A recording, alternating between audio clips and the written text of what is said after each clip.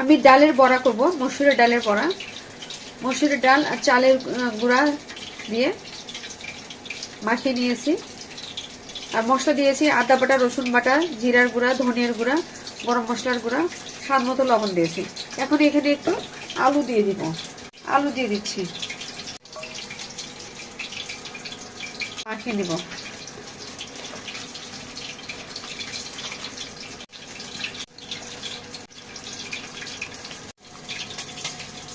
এটা মাখানো হয়ে গিয়েছে, এখন আমি চুলায় দিয়ে দিব।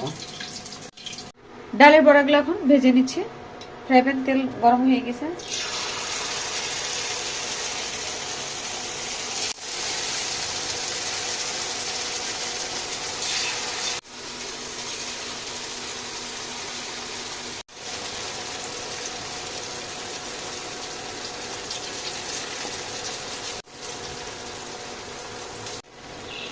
এখন উল্টিয়ে দিব এক সাইড।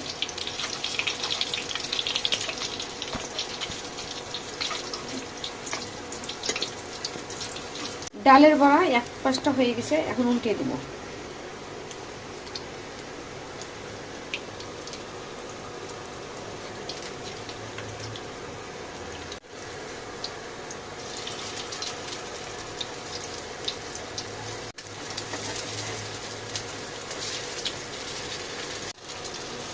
ভাজা হয়ে গেছে, এখন আমি উঠিয়ে নিব।